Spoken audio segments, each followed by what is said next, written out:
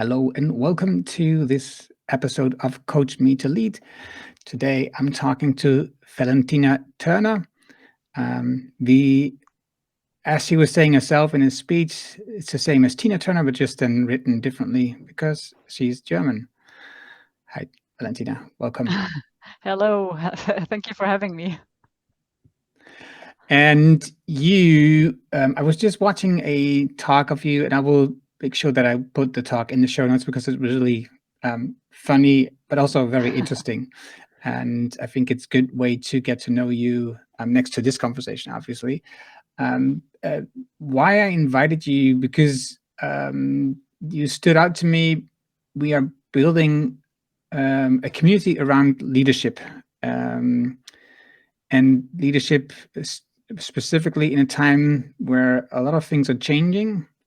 So a lot of things are moving, and we're looking for resilient leadership. So how can you as a leader adapt to these changes Hmm. and get some good ground?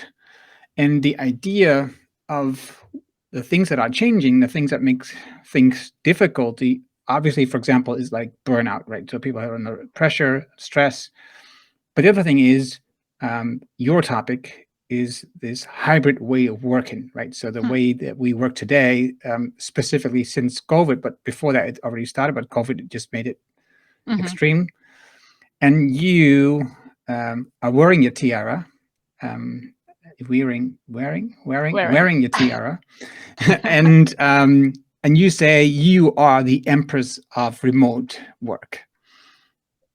So that's why this triggered with me. So I'm You see, curious. the tiara works. Yes, I know. It's your marketing, your the way that you stand out really is working. So that's good. And also, but just making this bold statement, you are the empress, right? So that's I am the empress, right? I think it's really bold, and I think that's really good. But how did you? Why do you think that you are the empress? Why do you think that you have this right to say this? So I have a lot of experience with remote work already before the pandemic because so I worked for Automattic. Like I have been working for remotely for over a decade, way before the pandemic. But during the pandemic, I worked in a startup and with other startups who came to remote work during the pandemic. And one of my light bulb moments was when I realized the way the original remote companies work is not necessarily applicable to the way one of those new remote companies work, because the type of person who used to work remotely is very different to the type of person who wants to work. So let me explain.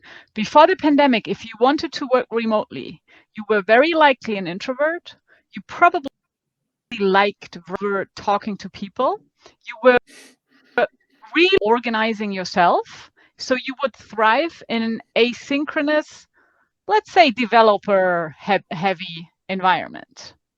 So a lot of the practices around remote work that were created before the pandemic focused on this kind of person. For example, at Automattic, during the entire hiring process, you do not talk once to anyone.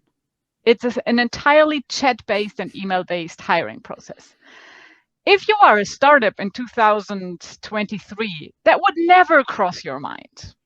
So of course you're going to have a Zoom call. Of course you're going to have a Meets meeting, because when Automattic was created, the technology wasn't there. I mean, there was Skype maybe, but internet wasn't as speedy everywhere as it is in many places. So of course today we have a very different reality. So I very much pride myself that I managed to make this step from okay, this is, I call myself included, the dinosaurs. And this is the new remote world where even people, or especially people who are very social, people who actually enjoy going to the office but hate the commute to the office, just say, hey, I like my job, I like my colleagues, I hate being stuck an hour and a half in traffic because I actually would like to see my kids from time to time. So I want to work from home, not because I hate people, but because I love my life.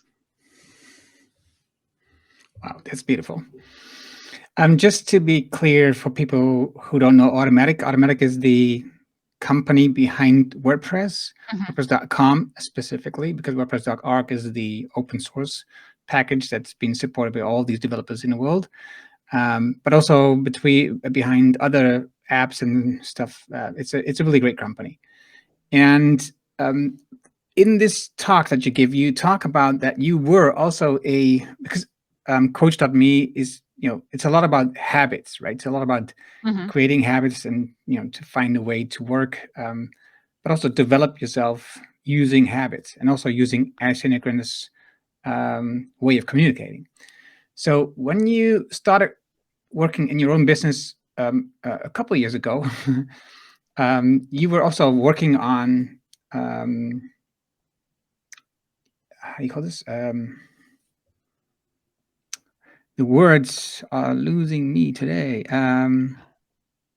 That's because we started talking in German German. before this call. I know, but still, it's gone. I don't know.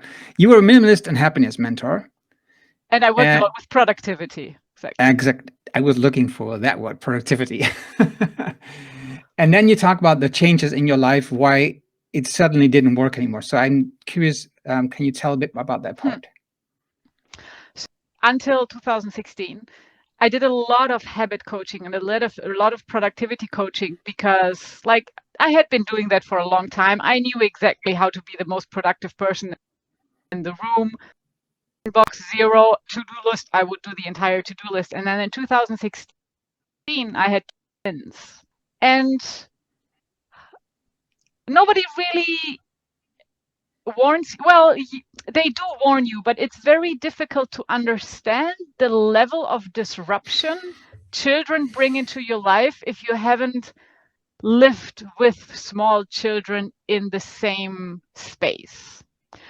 So I was completely overwhelmed by the amount of distraction that these tiny little beings brought to my life. Because usually people just tell me, oh, you can work while they are asleep, or you'll figure it out, or you can just strap them onto your body with one of those carriers. Try to do that with 2 babies. I mean, in weeks too heavy for your spine to actually manage that.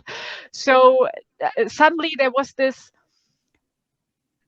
lack of planning that came into my life. And the problem with, because most of the disruption in our life, they're kind of pre-planned. Like, interrupted, that, I don't know, from 9 to 11, I'm got, and I can silence the phone if I want to have really like a deep work time. But with small kids, also with big kids, that's just not the case. And especially if they wake up, they're hungry and they need to be fed. You can't just snooze them and say, hey, come back to me in an hour or something. And yes, you can breastfeed while you're answering emails, but of course it will not be the same level of concentration and focus that you can have, because you never know. Okay, they're now asleep. Do I have 25 minutes, or do I have 3 hours? You don't know. And somehow, the moment you get into really deep work, like when you think you have 25 minutes, I can assure you it will be like 2 minutes. But the moment when you're like, oh, it's probably minutes, I'm going to do something that doesn't require a lot of brain, and then like suddenly 2 hours are gone and you're like, I could have used this for something productive. So it's not only that there is a lot of interruptions going on, there's also a lot of guilt. A lot of guilt for, I should be more productive. I should have this under control. And if I don't have it under control, I'm not a good professional. And also I'm a bad mom because I want to be productive. Also, my identity is tied up with how productive I am. So like, it was a very, very upheaved time. And that's how I ended up with distraction management, because all the tools that I had to be more productive and to create habits depended on a stable environment, on an environment that can be pretty time-wise. And that's just not the case when you're a new mother or a new father. I recognize some of the stuff, but then again, I started working for my own business and also from home when my kids were, let's see, 11 and 13, 12. I think it was 10 and 12. And so it was already easier to say, to hang a sign on the door saying that I'm not available for the The next food is hour in or the so. fridge. Well, I Open didn't it say yourself. that. Thank you. Yeah, I didn't say that, but no, but they were going to school, so but I, you have focus time when they go to school, and my daughter was still in what's it called, the lower school where you have Primary like a school. break. Primary school, we have a break in the afternoon. At least at that time, still we had a break in the afternoon. So I picked her up at noon and brought her back to school at 1. And picked her back up like, what was it, 3 o'clock? I'm not sure, but something like that time. So you had like blocks, you could focus. So it was kind of comparable, but not what you described. But for me, it was really important to work remote because I wanted to be home as much as possible so that I can see my kids growing up. So that was for me really important.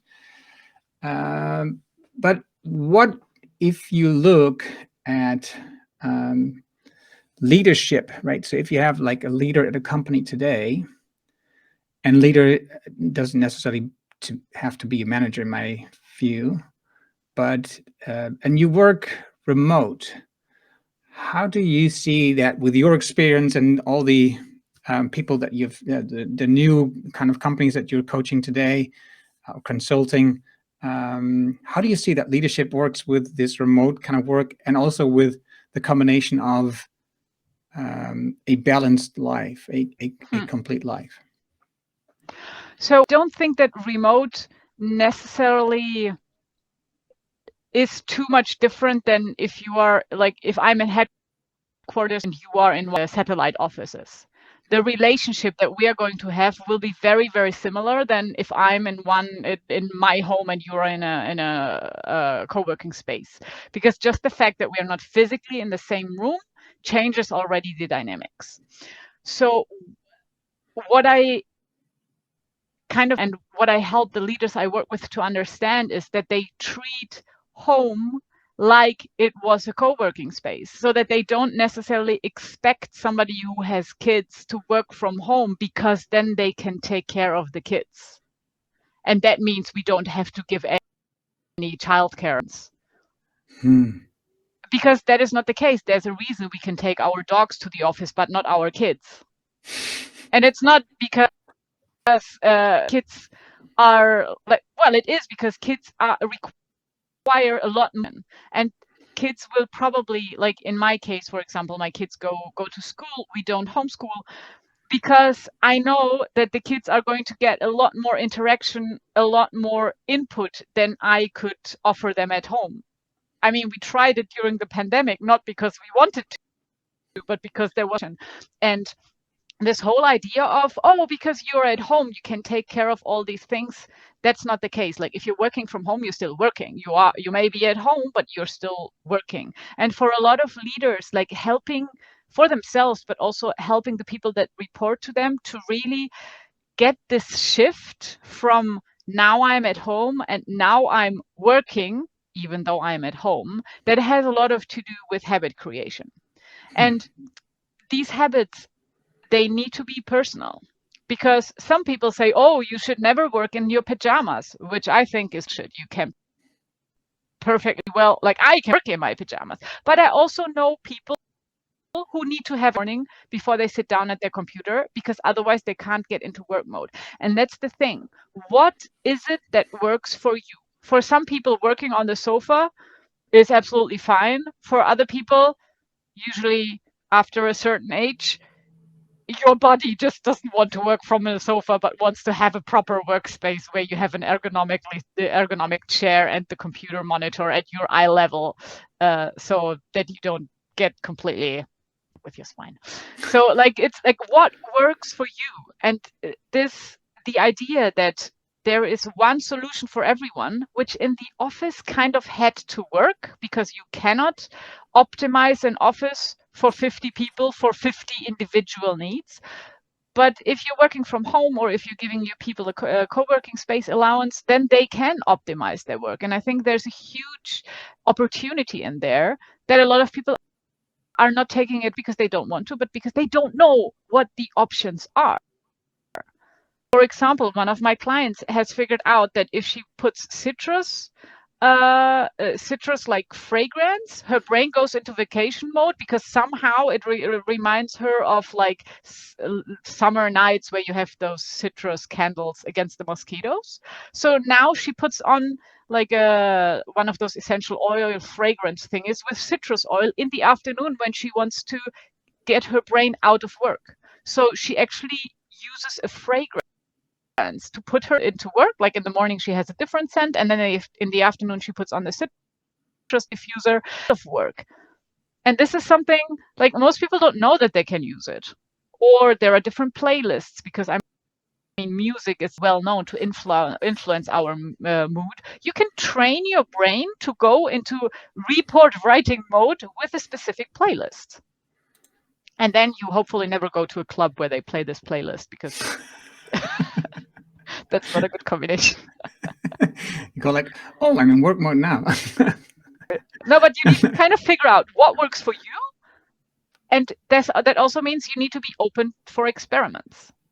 Because as you evolve, the habits that you have are going to evolve. And something that maybe worked 3 years ago nowadays won't work anymore. So what do you teach the leaders? How do they work with this? How do they handle this? So I have an assessment tool which I call the Remote Leadership Radar, which is basically you have 5 different areas, and each area is divided into 3 different categories, and then you self-score on this. And by doing the self-assessment, we can already see, okay, are you really good on collaboration, but your, let's say, performance management with your team is something that you're really insecure about? Like, where are the gaps? And then we can work on these gaps that you have found. Because at the end of the day, every person has like a different way that their strengths and opportunities are allocated on this graph. One thing that everybody complains about is distraction management. Like, there are very few people who have the distractions really under wraps. Can look at, okay, what is the thing that is giving you most pain right now? For example, okay, I've always been in office. Now I have to lead a distributed team, and I feel I have no idea who actually is on my team. If you asked me to give you the list of names, I would have to look into my computer, because I don't know them by heart. And that's a problem if you're leading a distributed team. So then we're going to go specifically into, okay, how can we make sure that you actually people that are in your team, and that you remember the things that they tell you. Not just, I need to try harder, but okay, what are you going to talk about in your next one-on-one? How often are you having these one-on-ones? Which templates can we use so that you more or less know similar things about these people? Where can you write down the dates that are important for these people, which can be birthday, start date, last promotion date, etc., etc. Because you don't need to have everything in your brain, but you need to have everything somewhere. So by creating a system that works for each individual leader, they can actually hone the skills that they have difficulties with, because the things that come easy to us, those we're going to do by default anyway. So some people don't need a calendar to remind the birthdays of their entire family, because somehow it's just in their brain. For me, if somebody deletes my Google Calendar, no one is ever going to get a happy birthday ever. I just don't remember. I have the same kind of issues here. I don't trust those people. So if would this be easier for the leader if they were in the office? If Would you remember the people, this birthdays when you were with them in the same office, for example? You would probably, maybe not the birthdays, though. Then it's much easier that a coworker says, "Oh, how about we do this birthday card?" Which in a remote setting, for some reason, it always defaults to the team lead to actually remember these things. But you will certainly remember the people because you will see them. Yeah. And remote, if somebody is not very active on Slack, or maybe they don't even have their face on Slack, but only like a picture of a cute dog, it's very like, because our brains are not wired for a remote world. Our brains actually to see people in person. And I have to say, even if you're a fully remote company, a fully distributed company, people should get together at least twice or 3 times a year in person. But the thing is that hopefully you have already the bonds, the social connections in your virtual world, so that you want to come to that meetup. So I often hear the logic that you need to have a meetup so that people like each other and then can work together. But it's actually the other way around. People need to already know each other enough so that they actually go to the meetup, because especially if you're a distributed company, asking people to a week out of their normal life, or even if it's just 3 days, it's a very big ask, because they basically have optimized their entire life around being at home or in a coworker. So there needs to be a high level of motivation to actually wanting to these meetups. I mean, of course, you can mandate it, but best case scenario, they actually want to go and they make an effort and they actually like love the idea of going. And you can only generate this level of commitment if they have already created some kind of bond to other people in the company, which doesn't mean that necessarily need to be people from their. Like, I always recommend to have places where people can talk about things they're interested in. Any company that adds me to their Slack will find me in the running channel and in the plant channel, because I love trail running and I'm about plants. I have like 56 plants in this flat alone.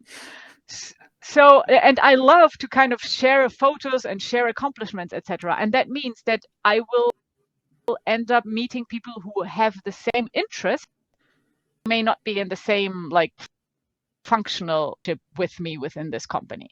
But these are the things that then make a meetup interesting, because if I know there's somebody else who also loves to run, we already know what we're going to do in the list. And maybe there's somebody else and they also like plants. Oh, I can bring you like a I don't even know how that's called in English, like one of the leaves of my mother, so that you can that you can propagate it in your own home. And these are the things and they don't take a lot of time. You just have to give them the opportunity. And as a lead, you don't even have to be in those channels to facilitate them, and not forget to from time to time check whether what you tried out is working. And again, you don't need to remember to check. You can use a reminder for that. Our brains, I mean, they remember when's dinner, but that's about it. I think even when you have kids, it gets worse, right? Because then you have to make the dinner. Well, not only that, but just so many things are just going in your head, and remembering these easy things is going to be more and more difficult. I love the examples. By the way, if I ever come to Spain, we'll do the trail run in your area. And if you come to my place, we'll do the trail run here. Here. Yeah, we have a lot of mountains. You don't. No, but I still have great trails, so I can take you on a trail. And I love running on a mountain too, so that's going to be great. But I love this idea of creating like spaces where people can talk about their topics of interest, and also that as a leader, you don't have to be there, because usually most of the topics don't interest you. And if you feel obligated to be in this community on a topic that you don't interest, you will not be participating probably. So that's going to be also weird. I'm happy to endorse the Dungeons and Dragons channel. I'm not going to be in there. Agreed. So if as a leader, if somebody starts at your company, it's not necessarily as a leader. I'm just thinking, if somebody starts at your company, is it important to get them in the company in the beginning, or is it easier to just teach them remote the beginning of how they should work, what the rules are, what SOPs there are, all this stuff that's important to their work? If your normal working is distributed or remote, onboarding should be distributed, because the onboarding basically mimics what's going to happen of the work life of this person. This means if you are a very self-directed company, you better have a checklist where that person can walk through pace with very clear directions whom they can ask when they get stuck. Because if you put them into 6 hours of different Zoom calls with different people during the first 2 weeks, you are just teaching them that they need to have a meeting whenever they have a question, which is not necessarily what you want them to think. So what I usually recommend is have a very directed onboarding, which you can use a learning management system for this, or you can simply use a checklist, and then make sure that the person knows exactly whom to reach out to on your chat tool or per email, or organize these internal organizations to ask questions. There should be one buddy on the same team that can help with where do I find the documentation for ABC, or how do I handle this thing that you also know exactly how to handle it. There should be somebody from the same division who does not report to the same boss, so that you can ask questions of work related, but you don't necessarily want them to spiral back right away to your new boss. Then there should be somebody like a mentor who is from a completely different part of the company, but who has a lot of experience in the company. Say somebody who has been there for 2 years or longer, because they bring like this institute, this kind of historical memory. And then of course, team lead. So this person should have 4 point people that they can talk to if they have a question. That sounds like a lot, but if you're in an office, basically the entire office is looking if this person is feeling lost. And we kind of need to take this experience of, okay, I'm in a safe space. There's lots of people who are going to see if I feel lost. We need to transplant this to a virtual reality. And they're having like 4 people who know, okay, during the first 2 months, it's my responsibility to check in with this person from time to time. It can kind of ease the anxiety, because the biggest sources of anxiety when you start as a remote worker in a new company is at what time am I expected to be here, and can I log off now? Do I have to tell somebody if I'm taking out the dog for 5 minutes? Like, all these small stuff has never really come up, because you just see that somebody went up and went for a 10-minute coffee break, and then you're like, okay, that's apparently something that we do here. But if you have somebody who's not from the same team, but maybe from the sister team, and you can tell them, hey, I have a dog. How do you do this here? Do I have to tell you when I'm leaving? And they're like, oh, don't worry. Like, you just put your Slack on do not disturb for like 10 minutes and you'll be fine. And that's how people learn. But you would not question to just anyone. That's why you need to tell them, this is the person that you can ask questions, sign to your answerer. You're not disrupting them. Like, for these 2 months, they are your point people for whatever you want to ask.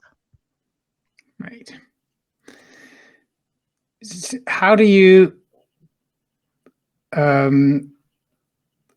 cope or organize a balance when you work remote or work from home with everything else? Like, for example, like you explained, when you have kids, you have a partner, and how do you organize that this stays because I can see that a lot of people, when they start working remote, they work more hours than they did before because they felt obligated, because no one was watching and they didn't need to finish everything that was on a desk. So how do you organize? Because they felt guilty. Right. A lot of people, if they don't get everything done, or if they are not working at all times, and if the company doesn't really have a strict or even an obvious guideline around, we don't want to have you at your computer for more than 8 hours, or please do not touch your computer after, something like that, then it's very easy to just keep working and working and working. And there are some studies now even that like people are using more and more time to work on looking like they work, Like this whole like being very busy and showing that, because the thing is, it's very easy to end up being invisible. So there needs to be some kind of effort to kind of make your work visible. And if you are a good people manager, you help your people to make work visible by first being very, very upfront with the expectations that you have from everyone, and then also creating a system. And that can be like a daily stand-up that happens asynchronously, for example, where people just write down what they're working on so that they don't feel like they constantly have to show that they are working, but they know that once a day they put in everything they did here and then they are done with it. So that's the part that the company can do. And then what you can do, that really depends. I know people who have their work computer and their home computer, and they do not share any profiles. So at the end of the day, their work computer, and then they power up their home computer Netflix. Other people, if they only have one computer, maybe they have different profiles on their computer. And other people don't really care and have everything mixed up because they have other ways to actually log off from work. If you work in an office and you take your computer home with you, it's just the same as if you work from home, computer with there all the time. So the same things that apply, that if you have a laptop, you need to have some rules around your laptop use. For me, what I do is I have the same computer for everything. Where I'm sitting now, this is my work corner. And I take my computer, if my computer is anywhere else, like the kitchen table or the dining table, or I have a stand in the living room, then I'm not necessarily working, but I'm doing other things. So I kind of make the distinction that I use music very clearly. So there are specific playlists that I only use for working. And when the kids are at home, I don't work. That's now in Spain, that's a little bit easier because they are now in school. They go to second grade. They are gone between like 9 a.m. and 5 p.m. and there's very little things that I have to do outside of that time frame. If I do calls with people like in Los Angeles, I do those at 9:30 time, because by that time the kids are in bed. So for the kids, it's very clear that when they are at home, mom doesn't work. And during the holidays here in Spain, they have been to summer camp, they have been out and about with the neighbors. I have taken their kids so I have created a community where we kind of take care of the kid when there's the 3 months of summer holidays, because everything 3 months. Yeah. But if you beautiful. don't have I'm privileged kids that make me be productive and make me finish things at 5 p.m. Because knowing myself, otherwise I would probably just be working straight until 8 p.m. because what else would I do, basically? So, and that's something where leaders can also help, like make sure that the people on your team have hobbies. Right. And like make sure that they that they know you appreciate that they have hobbies. Like if somebody says, hey, I have to leave today at 5 p.m. because I have choir singing practice, you should be saying, oh, this is amazing, so that they know they don't have to feel guilty that they're leaving at 5. Feel proud that they're leaving at 5, because you want the people in your company to get inspired somewhere else. If we're all reading the same books, if we all have the same hobbies, like where do you think innovation comes from? We all end up thinking exactly the same. So the person who actually enjoys fantasy novels, you want the person who actually is a volunteer at the local food kitchen, and you want who's active in a football team, because all of the input that they bring from outside can actually be very valuable for your company. It makes them more balanced human beings, which is also good for you as a company. Beautiful. What I also hear sometimes is that people, in my opinion, they don't really understand that it's a different way of working, but they see that when people work remote, the people who a lot of times don't really work a lot, don't want to come back to the office because, well, they suddenly public again and they have to work, right? So what do you hear from that? How do you see that? And people who basically take advantage of the fact that no one is watching them. Yes. For me, that is a leadership problem. If I don't do anything for a year and no one notices, I mean, that's not my problem. That's the company's problem. And the question is, if you lead somebody and you have one in every second week, and your performance review with them, let's say every 4 months, not maybe one, but just okay, where are we going, what are you? I didn't realize that they didn't do anything. So usually if somebody is just cruising, it is because no one is paying any attention to that person. And that's, I mean, it's sad because they are losing out on like valuable input, but it's up to that person because that person is probably not growing within the company as they should. And usually people who are just cruising, like they're not happy at that company. They're just biding their time because they know like at some point they figure it out and then they're going to fire me, but well, at least I got like a year out of it, for example. Yeah. What do you think about, I have an idea, but I want to know about you. What do you feel about companies when they now, once COVID was over, more and more forcing people to go back to the office? It's like, feel free to try. So what I have realized, like most people that were in an office before and who are very, very social, they don't actually hate the office. They do hate the commute to the office. So for example, I have been working remotely for now 15 years or something. If a company hired me and they're on the other side of the street, I could be persuaded to go to the office. If I have to take public transport for an hour and a half to get in during rush hour, thanks. I'm not interested. So it's in itself that's the contentious piece here, because most people actually like to see other people in person from time to time. Don't like it. As social animals that we are as humans, we actually thrive meeting people in person. And just because I work from home, it doesn't mean I never meet anyone. Like I have a co-working space that's like very close. I have people that I meet with regularly. So it's very rare that I don't see anyone in an entire day, even though I work from home. So these return to office, it depends very much. If you manage to actually put up an office space that is not just a huge white hall where the noise level is deafening and you can't even have a conversation because you hear everybody's conversation. Like no one is going to want to go back to that.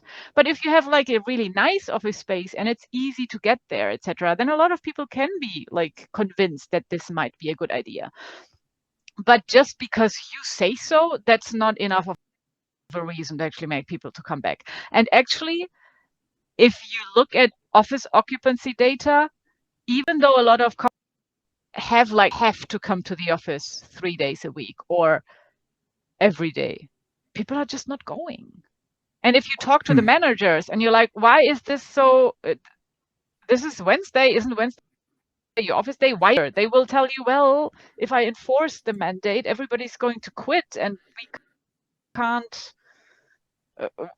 We can't operate if everybody's. So we have this official mandate and we hope that everybody who gets hired new will kind of see this as the rule. But, well, I mean, office building is ours, so we have to do something with it.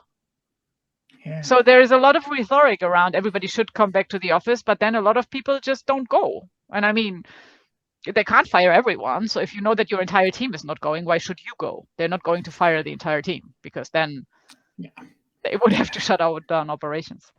Yeah. What do you see or notice? I've maybe read research on this, on stress and burnout related to working more remote or working in this hybrid environment?